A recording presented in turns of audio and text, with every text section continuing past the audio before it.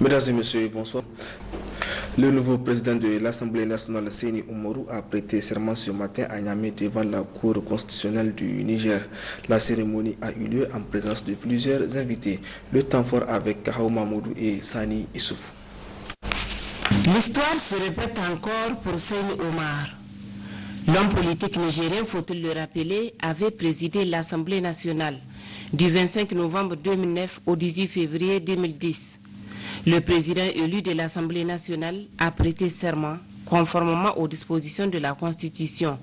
En son article 80, a rappelé le président de la Cour constitutionnelle, Bouba Mahamad. Monsieur Seyni Oumarou, vous devez, avant d'entrer en fonction, prêter serment devant la Cour constitutionnelle sur le livre saint de votre confession. Prêtant serment sur le livre saint de sa confession, Seyni Omar a promis de respecter et faire respecter la Constitution. Devant Dieu et devant le peuple nigérien souverain, nous, Seyni Oumarou, président de l'Assemblée nationale, jurons solennellement sur le livre saint de respecter et de faire respecter la Constitution que le peuple s'est librement donnée, de remplir loyalement les hautes fonctions dont nous sommes investis, de ne jamais trahir ou travestir les aspirations du peuple, de respecter et défendre la forme républicaine de l'État, de respecter et défendre les droits et libertés des citoyens, de ne prendre ni cautionner aucune mesure avilissante pour la dignité humaine, de respecter et faire respecter les principes de la séparation des pouvoirs, de respecter et faire respecter le règlement intérieur de l'Assemblée nationale, de travailler sans relâche au bonheur du peuple, de nous conduire en tout comme un digne et loyal serviteur du peuple. En cas de parjure, que nous subissions les rigueurs de la loi, puisse Dieu nous venir en aide. Allahu Akbar, Allahu Akbar, Allahu Akbar. Rappelons que le président de l'Assemblée nationale, Seyni Omar, président du MNSD Nassara, gestionnaire de formation, ancien haut représentant du président sortant Issoufou Mahamadou, a été élu hier par ses pairs en séance plénière. La stabilisation dans les zones de conflit et la lutte contre le terrorisme insurrectionnel dans le Sahel central et le bassin du lac Tchad est au menu depuis ce matin d'un forum international organisé à Niamey. Ce forum qui réunit toutes les compétences pour débattre de la question a été présidé par le Premier ministre-chef du gouvernement, Brigitte Rafini. D'autres précisions avec Issaq Issa et Mariama Dakou. Organisé à l'initiative de la haute autorité à la consolidation de la paix, ce forum de Niamey sur la paix et la stabilisation au Sahel central et dans le bassin du lac Tchad se justifie par la recrudescence des mouvements armés dans ces zones, les impacts négatifs que cela engendre et la nécessité pour les États de réfléchir aux voies et moyens permettant de solutionner le problème. Il y a plusieurs types de défis qui se posent. Le premier défi, évidemment, c'est la sécurité. Donc il faut lutter contre l'insécurité et c'est là qu'on va convoquer les forces armées, les forces de sécurité intérieure, etc. Ensuite, le deuxième défi, c'est que dans ces zones, l'économie est désorganisée, il y a du pillage, la peur ne laisse pas les gens travailler comme ils doivent. Donc il faut apporter dans ces zones aux populations un appui et faire des projets de développement en particulier, malgré l'insécurité. Donc c'est pour cela qu'on a inventé ce concept de stabilisation-là, pour éviter que ces zones ne tombent dans l'urgence humanitaire. Il faut monter et apporter des appuis à ces populations. Le Premier ministre-chef du gouvernement, livrant le message du président de la République, a d'abord demandé à la salle d'observer une minute de silence à la mémoire des victimes du terrorisme avant de souligner toute l'importance du sujet au centre des réflexions. Je voudrais relever et apprécier le format de la présente rencontre qui réunit des chercheurs, des universitaires et des hommes de terrain. Et je ne doute point que les discussions et les conclusions qui en découleront contribueront de façon décisive aux stratégies domestiques et communautaires en cours pour la paix et la stabilisation au Sahel central et dans le bassin du lac Tchad. Évoquant le cas spécifique du Niger, Birji Rafini a indiqué que notre pays est beaucoup plus concerné puisque situé entre les zones ciblées, à savoir le Sahel et le bassin du lac Tchad. Aussi, il a déploré le fait que l'insécurité perdure dans nos États. On peut certes déplorer que cette crise perdure dans notre sous-région, en dépit des efforts importants que nous constatons. On peut aussi déplorer que ces expressions les plus manifestes soient en constante transformation, intégrant de nouveaux espaces de fragilité et d'insécurité, complexifiant davantage les problèmes à traiter, et ce malgré une mobilisation conséquente de nos États et de nos partenaires, mais à terme, nous vaincrons le terrorisme et le crime organisé. Nous continuerons notre marche avec fermeté. Nous mobilisons les ressources qu'il faut. Nous mettrons en place des réponses durables qui apporteront l'espoir dans toutes ces régions meurtries par les conflits aux conséquences désastreuses que les terroristes nous imposent. Face à cette situation, il devient impératif, selon le Premier ministre, de prendre les mesures qui s'imposent. Il est urgent de ramener définitivement la paix. Il est grand temps que les immenses ressources dont nos régions regorgent soient exploitées pour industrialiser nos économies et pour améliorer les conditions de vie de nos populations. Il faut saisir l'occasion pour amorcer le décollage de nos économies. Il faut que nous travaillions à créer les conditions d'un développement durable dans cette sous-région qui en a tant besoin.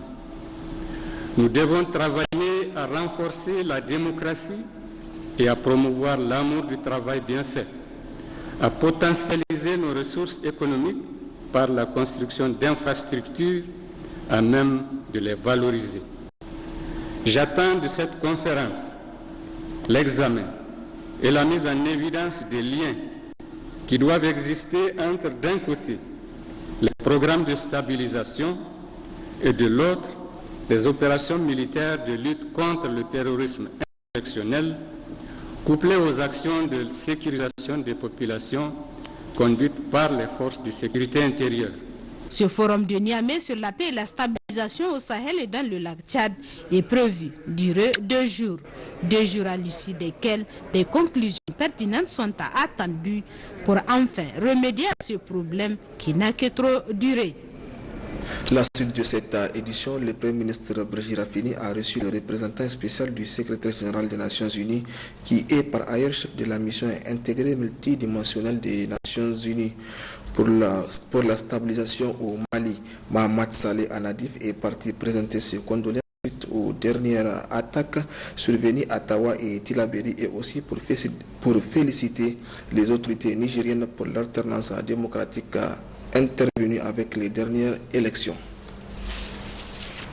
Dans mes contingents, le Niger fait partie de mes grands contributeurs de troupes. J'ai des policiers, j'ai des militaires avec moi. Et je suis venu ici pour prendre part à cette conférence internationale sur le terrorisme et la stabilisation des zones en conflit. Je suis venu parce que tout ce qui vient de se passer dernièrement au Niger nous interpelle, nous rappelle que le terrorisme n'est pas une vue de l'esprit, mais c'est une réalité qui nous côtoie au quotidien.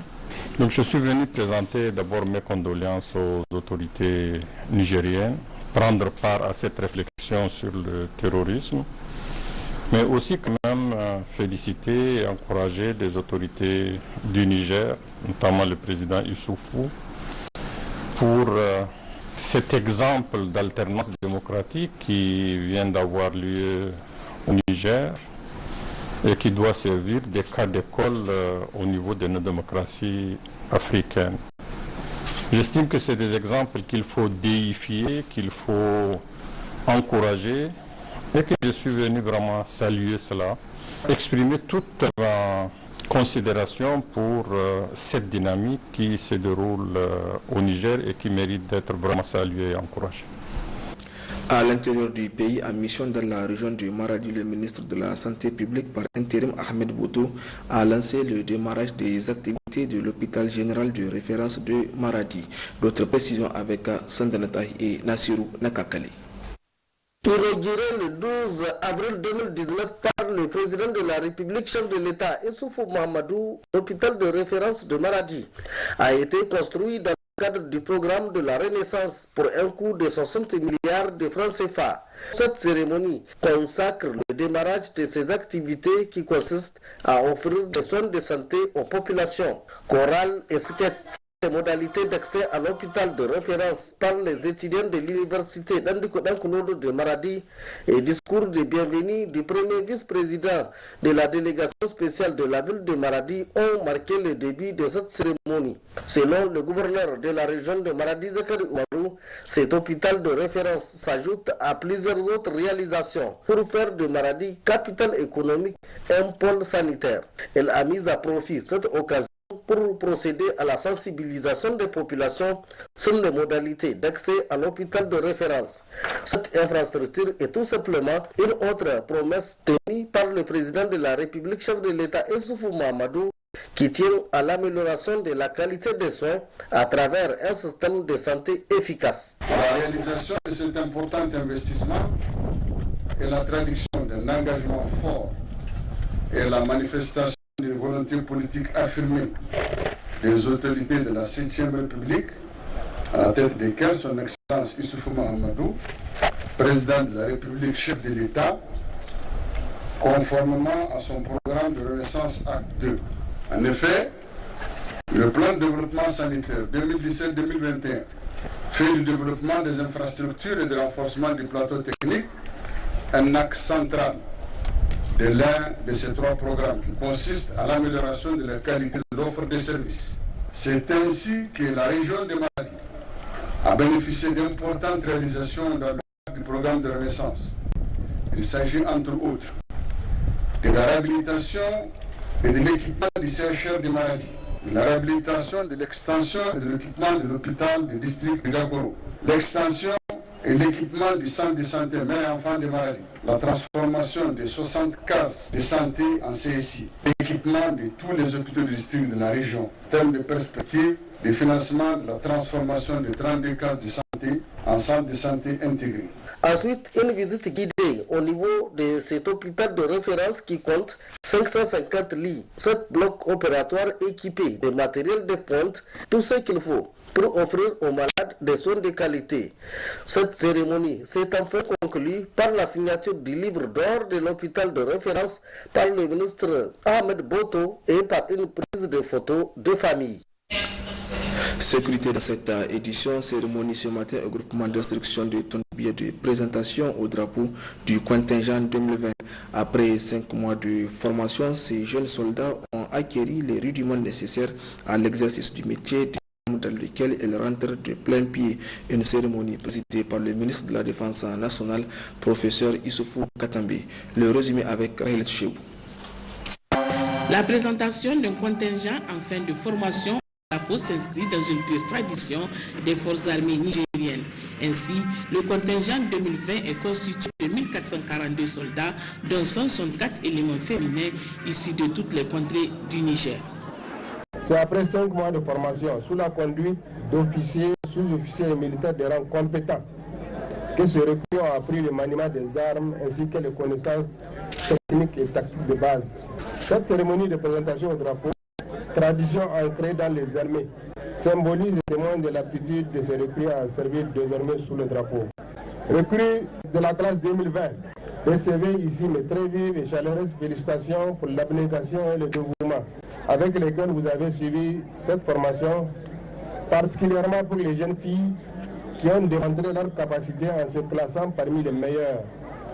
Car 4 d'entre elles sont classées parmi les 10 premiers du contingent. Devant le drapeau national, ce contingent prend l'engagement solennel de s'investir dans la discipline, la persévérance, l'ardeur et le courage dans l'accomplissement de sa noble et exaltante mission. Soldats de la classe 2020, vous allez bientôt être déployés sur le terrain dans un contexte sécuritaire caractérisé par le terrorisme et la criminalité transfrontalière organisée. Ce qui vous appelle à faire constamment preuve de courage, de patriotisme, d'abnégation, de loyauté et de professionnalisme dans l'accomplissement de votre devoir. Dans cette mission, je vous exhorte à être à la hauteur des attentes de votre hiérarchie et du peuple nigérien qui vous a confié ses armes pour le protéger et le défendre et surtout pour veiller sur son bien le plus précieux, la terre nigérienne. Soldats du contingent 2020, le drapeau tricolore qui est devant vous est le symbole de la République du Niger. Il vous échoit désormais le redoutable devoir et l'insigne honneur de servir et de défendre ce drapeau partout où besoin sera, en tout temps et en tout lieu, s'il le faut, jusqu'au sacrifice suprême. Cette cérémonie a également été l'occasion pour le ministre de la Défense nationale de présenter les félicitations du président de la République, chef de l'État Issoufou Mahamadou, aux responsables du groupement d'instruction de Tondibia pour toute la compétence dont ils ont fait montre dans l'encadrement des personnels militaires. Le ministre Issoufou Katambe a par ailleurs réitéré le remerciement de l'État du Niger au gouvernement des États-Unis d'Amérique et de l'Allemagne pour leur appui soutenu en matière de formation du personnel et soutien en équipement et infrastructures.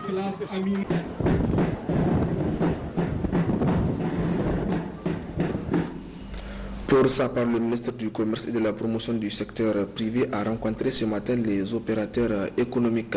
Objectif, discuter sur les points stratégiques liés à la commercialisation des produits pendant le Ramadan.